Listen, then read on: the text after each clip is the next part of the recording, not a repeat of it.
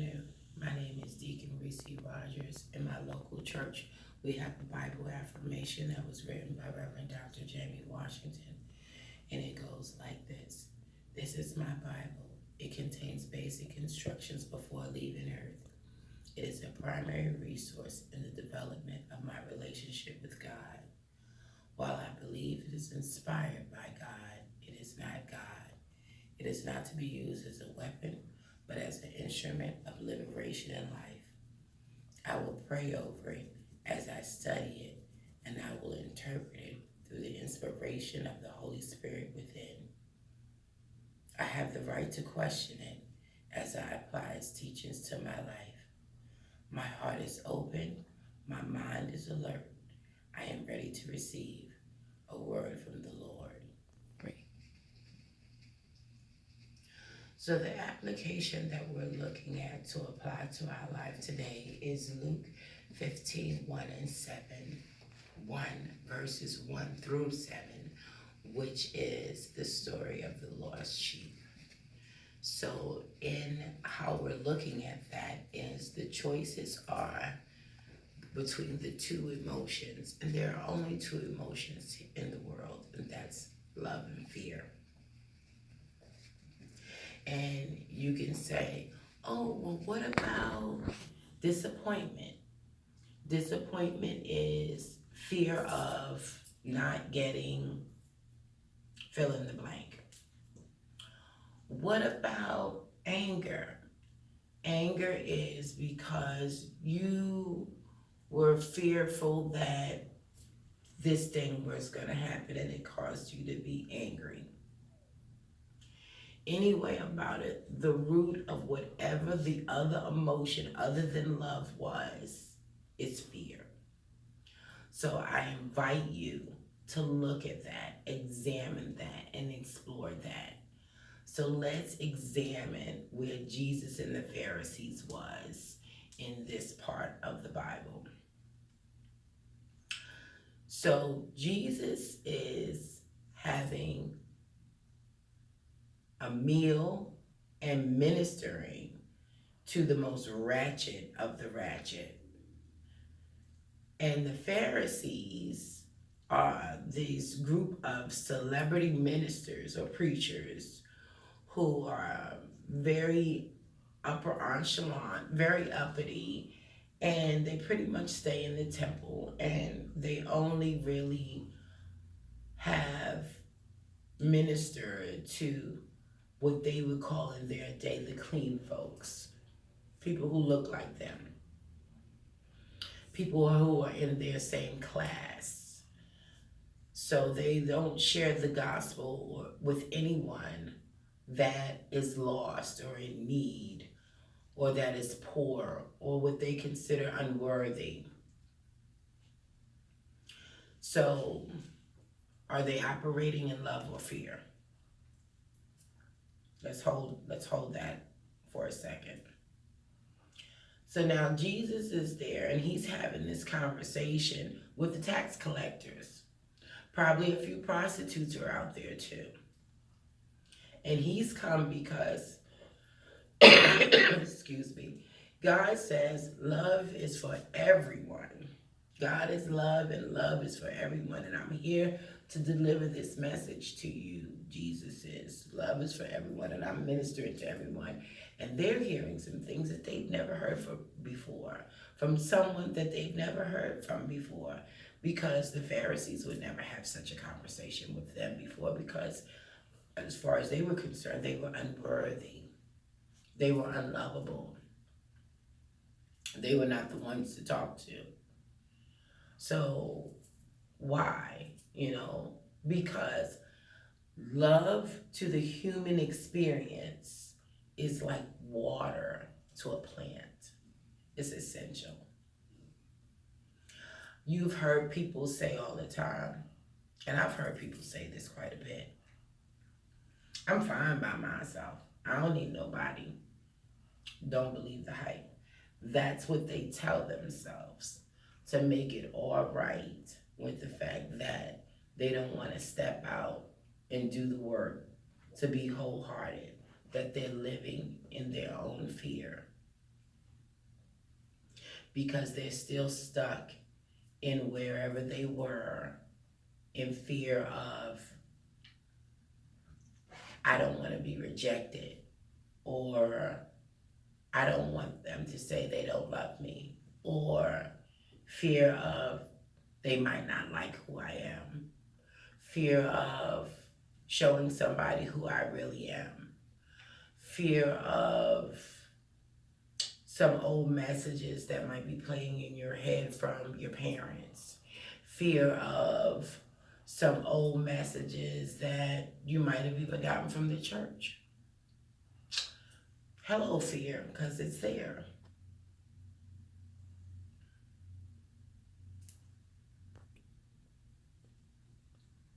Everyone is capable of greatness. Getting to our greatness is getting to service.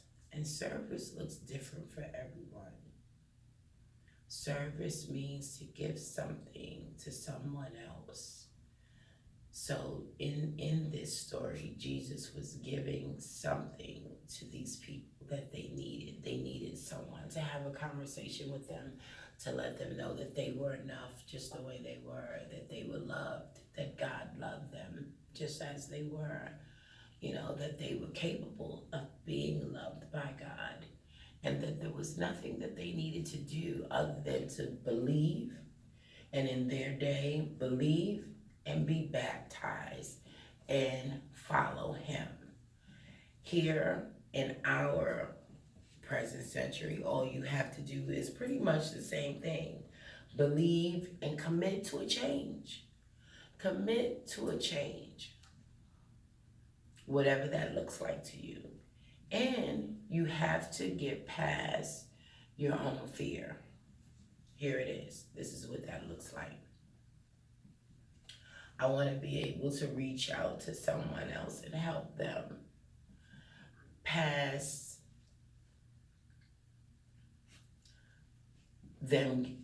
their fear of being able to socialize and getting to know someone. I have to be able to be willing to walk up to a stranger whose face might not look so inviting, and be okay with whatever it is that they say. Because if I am love, and God is love, and love is for everyone, regardless of how that person looks, whatever they say or come out their mouth is none of my business. Why? Because love is a state of being, and I'm going to be in love. I'm going to be love and be in love regardless of how they show up. So I'm going to make it my business to reach out and extend a hand to them. And regardless of how they respond to me, I'm going to try my best to walk away with the same feeling that I stepped out with. Notice the operative word was try, because in the human experience, we have a hard time walking in our own divinity. And I say that because we have the power to do that, because God told us, greater things you shall do. So get with that. Greater things you shall do. So you are able to change the atmosphere. You have the power to love someone, reach out and extend love to someone. But we have to be able to get past our own fears, our own messages that our moms may have told us, our own feelings of insecurities, our own issues of unworthiness, our own feelings of social inadequacies or inept, our own feelings of they might really not like me or see me for who I really am. Because the real person that is in that same state of love, it doesn't matter to them. It doesn't matter how you show up or who you really are, because if we're both living those same examples, they're gonna understand that you had a moment just like they've had a moment. We've all had those moments. It happens. So I'm quite sure even in the Pharisees had their own fears because they're sitting there watching Jesus doing something that they've never seen done before, and they're thinking, what is this guy doing? What is he doing? He is jeopardizing our life and our existence as we know it, because if he shares this message that God is love and love is for everyone, and that the plan of salvation is free, then we won't be respected anymore. Then we won't have the class that we had anymore. We won't have the respect of the people that we had anymore. So they're kind of operating in fear because he's putting their life in jeopardy, their fame, for lack of a better word, in jeopardy, their comfort in jeopardy. Let's look at Jesus' part in this situation. So, even in his human space, there had to have been some sense of, I have to step out of my comfort zone and speak to some people that no one has probably ever spoke to in such a manner. I have to minister to some folks that no one has ever ministered to before. I need to have a conversation with some people and extend some love to someone that has never felt love before. And I have no idea what I'm going to receive back. But I do know that I am love and I'm in that state of being. And as long as I'm in that state of being, it's the law of attraction that's going to bring the same thing back. Not to necessarily say that the tax collectors were in love with him at that moment, but at least they were in awe. I'm quite sure that they were, because someone was extending something to them that they never did before. Could you imagine someone being able to love you past your pain? And I guess you think, why is this important?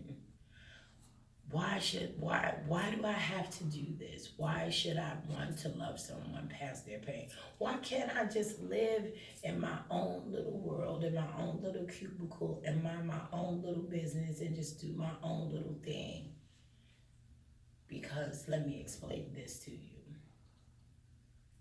If you have children or any grandchildren, do you remember the feeling that when you taught your baby to clap their hands, and the first time when you sat there with them and you said, clap your hands, clap your hands, clap your hands, and you put their little hands together, and then one day you came in and you said, clap your hands, and then they just did it by themselves, something in your whole body just got really warm, but you just felt this heat just come up from your toes all the way up to your heart space. And it was like, oh my God. And your eyes got big and your pupils started to dilate. And you thought, oh my God, she's clapping, he's clapping his hands, look. And there wasn't in your mind that you taught them that in the beginning. That wasn't the first thing that came into your head. The first thing is like, oh, look at what she's doing or he's doing. And then later on, it came to you, I taught them that. So there's some sense of accomplishment that comes afterwards. Imagine the feeling that you felt when you've given someone a gift that they wanted, that you wanted them to have, and something that you know that they needed. That need thing that, oh my God, I love this so much. And then that thing that comes over you and you think, I just really wanted you to have this. You can have that feeling every time you extend opportunity of love to somebody, you get to be the gospel. You get a chance to live the gospel. Here, for my Catholic people, St. Francis of Assisi says, preach the gospel all the time and every once in a while say something. What that necessarily means is just live life and live it in a good way and live it abundantly and do great things for people. And every once in a while, you might have to say something to somebody in depth. You know, you might even have to apologize for something, for a human space that you had. You know, I'm not feeling so good today. Forgive me for not being able to do whatever. Or, you know, today is not the day I can't perform to the fullest of my capacity. And it's okay to do that. That's fine. What is not okay is to see somebody in need and know that you have something that you can give to them and just turn your back and walk away. That's not cool at all. That's fear. Because what are you afraid of? You're afraid of something. If I help them, they're going to fill in the blank. You're afraid if they tell them, I'm not feeling so good today because I might look vulnerable. And we got a whole thing to talk about vulnerability, but that's a whole nother preach all in itself.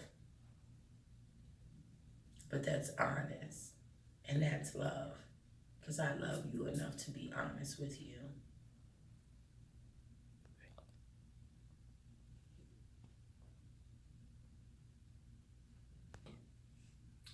Life speaks greatness when you are in service.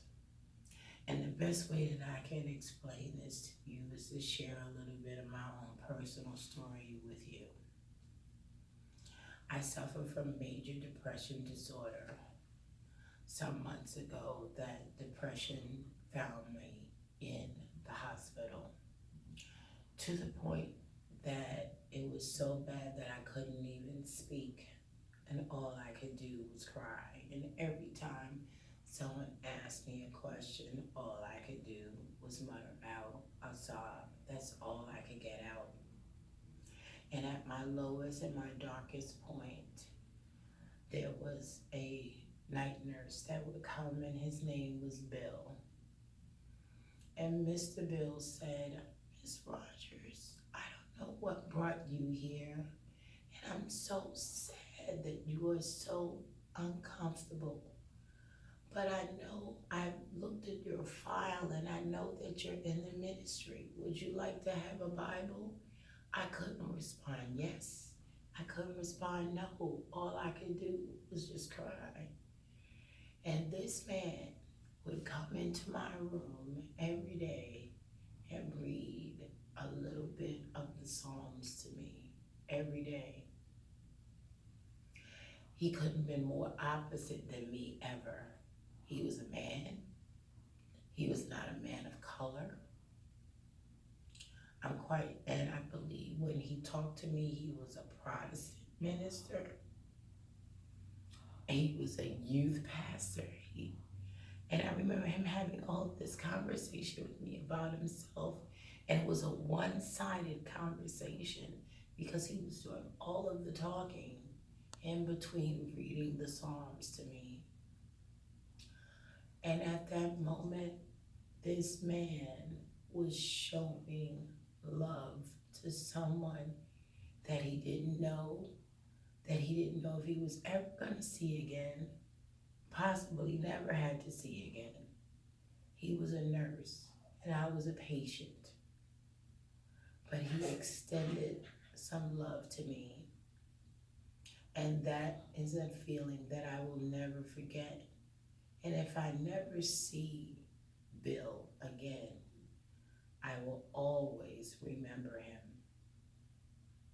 Maya Angelou says this: people may forget a lot of things, but they never ever, ever forget how you make them feel.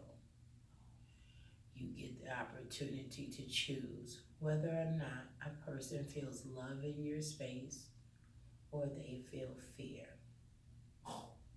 You are at your greatest when you are in service. Jesus served us all. You get an opportunity to be in service, however that looks for you. Give to somebody what you wanted to have the most in your life. Find a way to do that. Sit down and have a moment of introspection. Check yourself out and find out, am I operating in love or am I operating in fear? What is it that I do the most of? Do I operate in fear more times than not? You get to ask yourself those questions. I hope that you choose to be great. I'm glad that you chose to have these moments with me. I'm happy that I had an opportunity to share this time with you. I want to share a little meditation with you as well before I leave. Most of the time when we're in church, we do a big prayer. I was told that prayer is when we talk to God and meditation is when God talks to us. I'd rather hear God talk to me. So I'm going to give you a few moments to just close your eyes, breathe in, breathe out.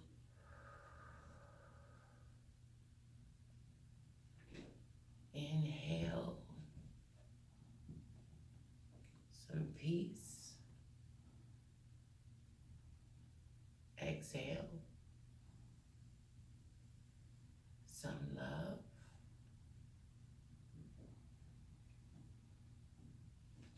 Find time to be in service with someone. I thank you for sharing this time with me. I thank you for giving me these moments in your life. Ashe, namaste, amen. And so it is. Thank you.